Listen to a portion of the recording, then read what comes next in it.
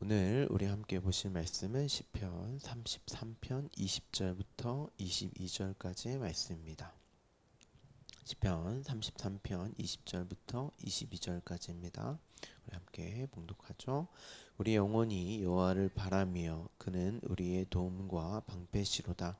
우리 마음이 그를 즐거워하며 우리가 그의 성호를 의지하였기 때문이로다. 여호와여, 우리가 주께 바라는 대로 주의 인자하심을 우리에게 베푸소서. 아멘. 시편 33편 마지막 시간입니다.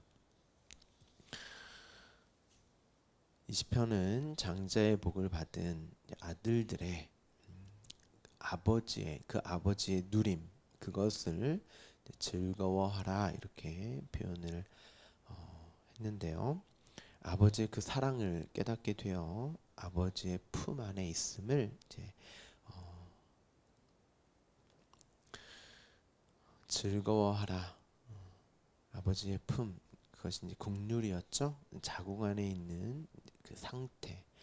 나는 아버지로 존재하고 아버지의 것으로 살아가는 태아, 전적인 의존의 상태인 것을 누림이라고 제가 말씀을 드렸는데요. 국률, 그 자궁 안에 있는 나의 모습이죠. 물론 여러분이 이제 신약으로 가시면 어린 아이와 어른으로 이제 표현하기도 합니다.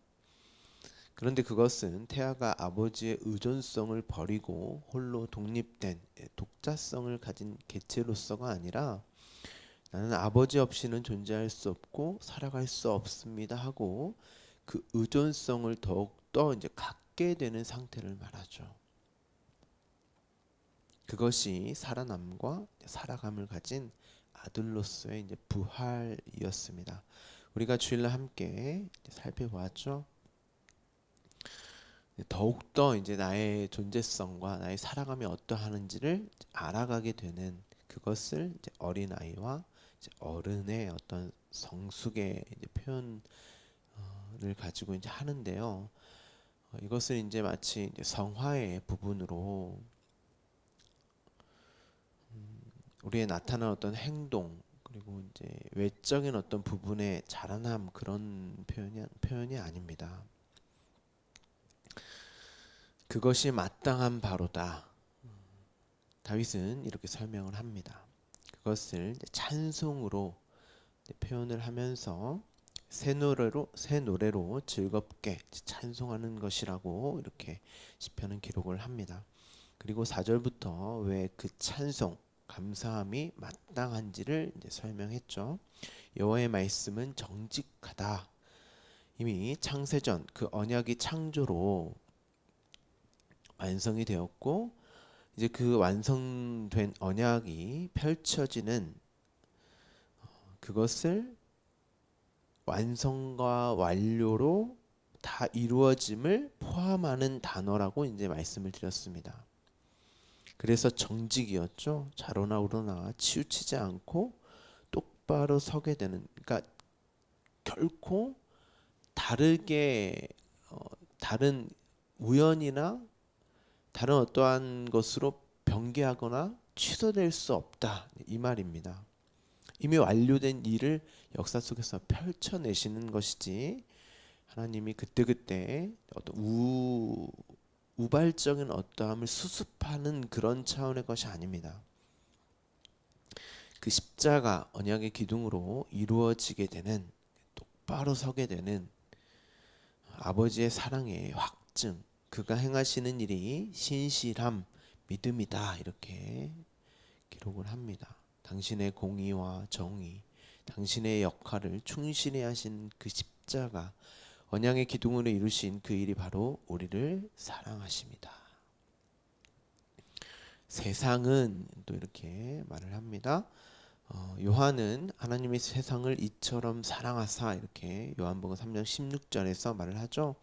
그런데 이제 이처럼이라고 표현하는 건 이렇게 너희를 사랑해, 이 방법으로 너희를 사랑해, 이처럼이 가장 먼저 나오거든요. 그러니까 앞에 3장 16절 앞에 3장 15절 이전의 어떤 내용을 가지고 이처럼 너희를 사랑해 이렇게 설명을 하는 것이겠죠. 그 앞의 내용은 광야의 노뱀 사건, 그 언약의 기둥에 뱀으로 매달려 죽으신 당신의 아들 예수 그리스도의 십자가 사건으로 내가 너희를 사랑한다. 이처럼 내가 너희를 사랑해. 이 방법으로 너희를 사랑하셔. 세상을 이처럼 사랑하사 독생자를 주셨다. 이는 저를 믿는 자마다, 이 믿음이 하나님의 믿음이, 그 신실함이 가입된 선물로 주어진 그 믿음을 가진 자마다, 그 눈으로 보는 자마다 멸망하지 않고 영생을 얻게 됩니다. 이렇게 말을 합니다.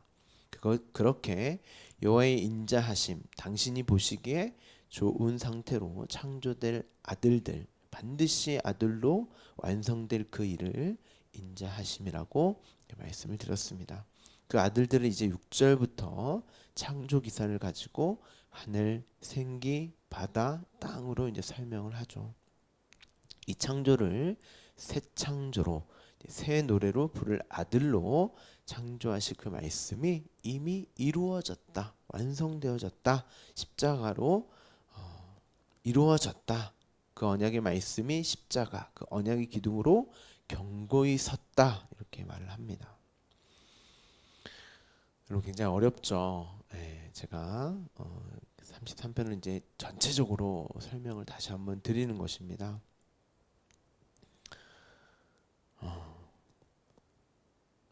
꼭 이렇게까지 해야 되는가?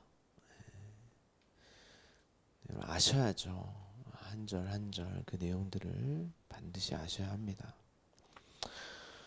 그런데 이 기둥에는 아들인 예수와 함께 우리도 서게 되는 거죠. 굳게 서게 되는 거죠. 똑바로.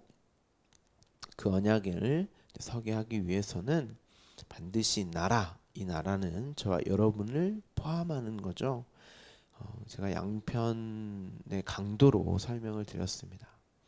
그들이 의논하여 어떻게든 하나님이 통치하시는 그 나라, 그 땅이 되기보다는 내가 주체가 되는 그 나라, 하나님 없이도 살 수 있다고 하는 내가 왕이 되는 그 나라를 만들기 위해서 모두가 도모한단 말입니다. 그래서 우리가 주일날 예수님이 오시기 전에 그렇게 서로가 원수로 지냈던 자들, 바리새인, 사두개인, 에스네파, 열심당원, 이 자들이 예수님이 오시자 서로가 힘을 합쳐서 하나님을 죽였던 것이죠. 다 그들이 원했던 건 하나님이 통치하는 그 나라가 아니라 자기들이 왕이 되는 그 나라를 꿈꿨기 때문에 결국 이 땅의 모든 인간들은 그 하나님의 나라를 원하지 않는다라는 것을 이제 보여주는 것이죠. 결국 십자가에서 예수님이 죽음으로 다 이루자 그들의 나라가 폐해지고 계획, 의논이 무효하게 됩니다. 이 일이 세상 구원받은 저와 여러분 아들들에게도 동일하게 일어나게 되는 것이죠. 어떻게 일어나게 됩니까?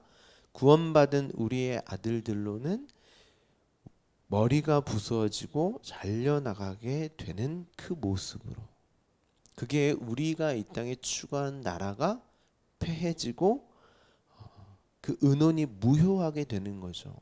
곧 우리를 당신의 나라, 당신이 우리의 머리가 되셔서 우리를 통치하고 다스림으로 이제 끌고 가신단 말이에요.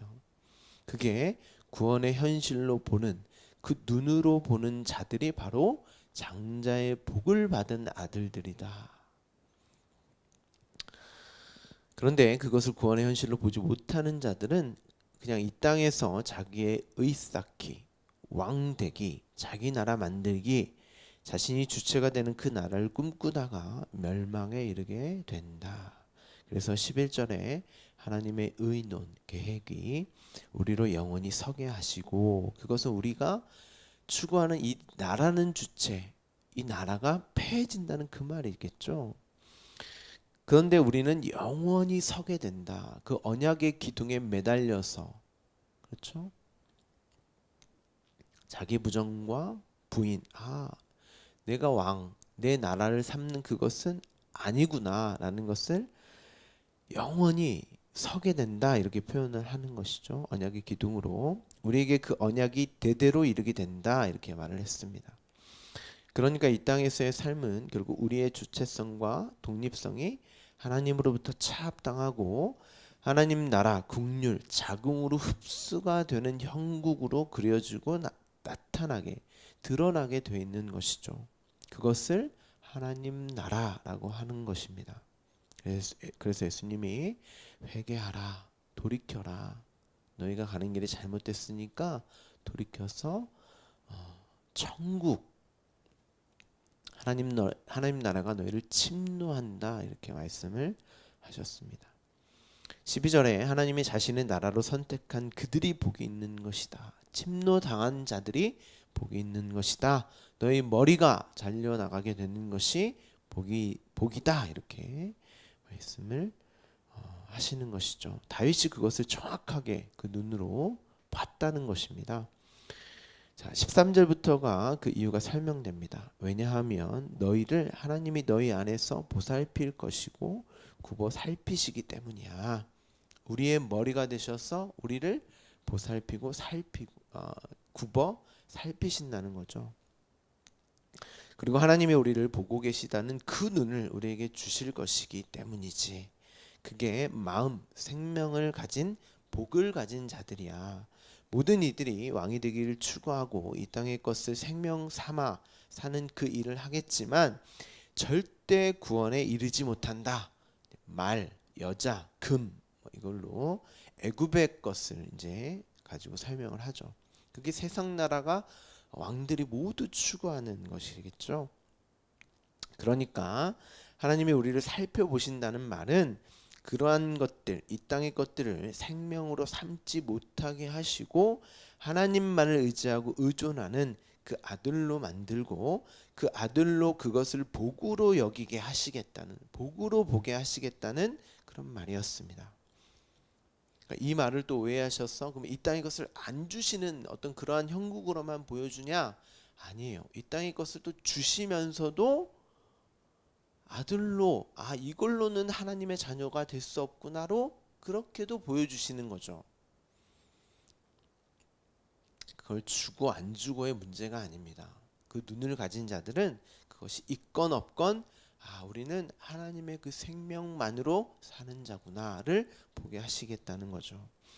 그래서 반드시 하나님을 경외하게 되고 그의 인자하심을 바라게 되는 것입니다. 그것이 이 땅에서 하나님의 말씀을 양식으로 십자가를 양식으로 매일 먹고 사는, 내가 매일 부정당하고 부인당하는, 내가 매일 죽노라라고 하는 예수 그리스도와 함께 십자가에 죽고 그리스도로만 사는 자들의 복의 현실이겠죠. 나는 하나님 없이는 존재할 수 없고 살 수 없는 그 생명을 매일 먹고 사는 자들, 그 자들을 절대적 가난, 기근, 가름을 가진 자들인데 그들을 생명, 양식을 줘서 살린다는 것입니다. 매일의 말씀을 주신다는 거예요. 볼 수 있는 눈을 주신다는 거예요. 이것이 앞서 오늘 본문 앞까지의 전체적인 내용이었습니다. 오늘 본문을 보시면 그 생명을 가진 자, 복을 가진 자, 그 눈을 가진 자들이 20절에는 우리 영혼이라고 이렇게 표현을 했는데 그 생기를 가진 자, 루아흐예요, 루아흐. 그 생기를 가진 자들, 그 영혼을 가진 자들, 다른 것이 아니라 바란다, 기다린다, 하나님 여호와만을, 그 생명만을 기다린다 이렇게 표현을 합니다. 원문을 보면. 왜냐하면 양식, 생존함에 내가 살아있는 자로서의 가장 필수적인 것이니까 그것만 바란다는 거예요. 그것만 기다린다는 것입니다. 그 말씀만을. 나는 하나님 없이는 살 수 없습니다 이 말이겠죠. 그 생명 없으면 나는 존재할 수 없고 살아갈 수 없는 자입니다. 그가 우리의 도움과 방패시다. 이 말은 우리가 어떠한 어려움도 겪지 않게 한다는 그런 말이 아니라 어떠한 상황일지라도 나는 하나님의 신실함, 믿음 안에 있기 때문에 아들로 지어져가는 그 일에 어떠한 것도 방해되어질 수 없다는 거예요. 나는 반드시 아들로 지어져 갈 거야. 하나님의 믿음과 신실함이 내게 주어졌고 나는 그걸 보고 가고 있기 때문에 나에게 주어진 어떠한 상황과 환경이 나에게 올지라도 이건 나에게 방해될 수 없어. 아들로 지어져 가는 그 일로 방해되어질 수 없어 라고 고백을 하는 거예요. 사도 바울은 이 표현을 로마서 8장 35절부터 37절까지 이렇게 이야기합니다. 찾을 수 있으면 함께 찾으면 좋을 것 같아요. 제가 로마서 8장 35절부터 37절까지 봉독해 드릴게요. 누가 우리를 그리스도의 사랑에서 끊으리요? 환난이나 공고나 박해나 기근이나 적신이나 위험이나 칼이랴. 기록된 바 우리가 종일 주를 위하여 죽임을 당하게 되며 도살당할 양같이 여김을 받았나이다. 함과 같으니라. 그러나 이 모든 일에 우리를 사랑하시는 이로 말미암아 우리가 넉넉히 이기느니라. 여러분 이 부분을 잘 이해를 하셔야 하는데 우리는 절대 그리스도의 사랑에서 끊어질 수 없다. 환난이 주어질지라도 공고, 박해, 기근, 적신, 위험, 칼 그러니까 이런 것이 없게 하시고 막아주시겠다는 그런 말이 아니에요. 우리는 이 땅에서 반드시 종일 매일을 주를 위하여 죽임을 당하게 되며 왜냐하면 자기 십자가 남은 고난을 경험해야 한단 말이에요. 나는 왕이 아니구나 하나님이 아니구나 하고 하나님 없이 살 수 없다라고는 그것을 보게 하는 그 고난 그래서 도살당한 양이 바로 나구나 하고 인생 속에서 예수 그리스도로 완성된 그 언약의 기둥에 매달려 죽는 내가 부인당하고 부정당하는 그 죽음을 매일 종일 죽어야 한단 말이에요. 그로 주어지는 환난, 공고, 박해, 기근, 적신, 위험, 칼이 매 순간 나에게 주어진단 말이에요. 어떻게? 말씀으로 주어진단 말이에요. 그리고 그 말씀을 보게 하기 위해서 나에게 그와 동일한 상황과 환경을 겪게 하시는 거예요. 하나님이. 그걸 막아주는 게 아닙니다. 그런데 바울이 뭐라고 이야기하냐면 그러나 이 모든 일에 우리를 사랑하시는 이로 말미암아 이 눈이 있어야 돼요, 여러분. 그걸 막아주는 게 아니고 그러한 일로 사랑을 보게 하신단 말이에요, 우리를. 너 왕 아니야. 너는 이 땅에서 너의 목이 베어지고 부서져야 되는 거야 라고 하는 그 일을 겪게 하심으로 너는 내 생명만으로 존재하는 그 사랑을 받아야 될 존재지 하고 그것을 사랑으로 여기게 하시는 일을 경험케 하신단 말이에요. 그것을 광야 40년 시험이었단 말이에요. 그걸. 그런데 우리는 그 눈을 가진 자, 그게 이제 페이라스모스 적인 것이 아니라 도키모스, 하나님의 아들로 보는 눈을 가지는 자들이 복된 자라는 거예요. 당신의 믿음, 신실함, 그 언약의 기도로 완성하신 다 이루신 그 일로 말미암아 우리가 넉넉히 이긴다. 여러분 그 말씀이 없으면 절대 이 모든 창조의 이 기사가 나에게 사랑으로 우리가 감지할 수 없는 거예요. 반드시 광야에서 이스라엘이 매 순간 불평과 불만을 내어놓듯 우리는 불평과 불만을 내어놓을 수밖에 없어요. 근데 그렇게 하면 하나님이 우리를 지옥 보내실까봐 복 안 주실까봐 참고 견디는 거죠. 그게 아니라니까요. 그것을 이제 굴종이라고 하는데 이제 나중에 우리가 또 살펴볼 거예요. 우리는 굴종하는 자가 아닙니다. 순종하는 자예요. 순종은 나의 어떤 판단과 그러한 결정을 다 유보하는 거예요. 아 이거 아니지. 하나님의 것만 선한 거지. 고난, 환난, 공고, 박해, 기근, 적신, 위험, 칼이 와도 이건 선한 거지. 나를 아들로 삼아주는 일로서 선한 거지. 그걸 볼 수 있다는 거예요.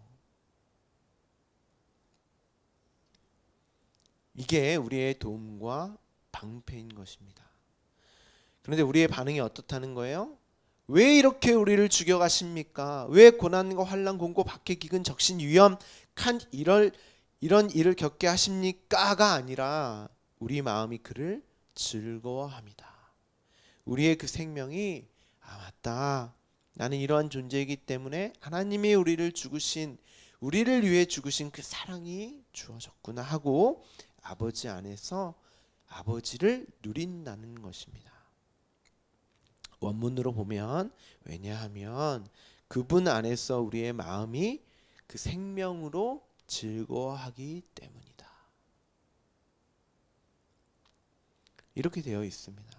우리가 그의 성호를 이제 이름이거든요. 이름 그의 이름이 뭐죠? 여호와죠. 창세기 1장 1절부터 2장 13절까지는 여호와거든요. 엘로힘이죠. 엘로힘. 근데 2장 14절부터 이름이 바뀌어요.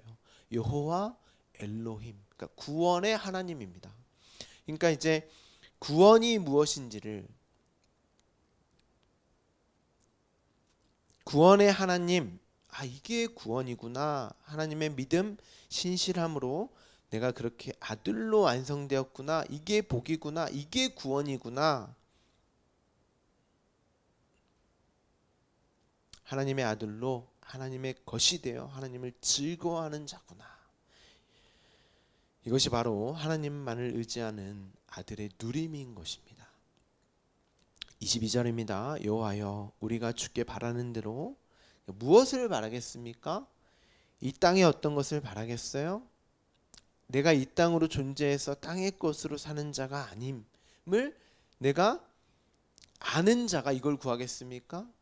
앞서 무엇으로 누린다고 말씀드렸어요? 하나님의 것으로 하나님의 존재가 되는 그 나를 또한 그 하나님의 복을 계속해서 바라고 원하겠죠. 기다리겠죠. 주의 인자하심, 당신이 보시기에 가장 그 좋은 상태, 아들의 상태 그 일을 베푸소서. 우리에게 베푸소서. 내가 보기 좋은, 내가 원하는, 내가 왕되는 내 나라를 꿈꾸는 자가 아니라 하나님이 보시기에 제일 좋은 그 아들로 나를 삼아주세요. 그 기도를 한다는 것입니다. 이것이 아버지를 찬송하는 것이고 누리는 것이겠죠. 여러분에게 주어진 어떠한 상황과 환경일지라도 지금 많이 힘드십니까? 많이 어려우세요?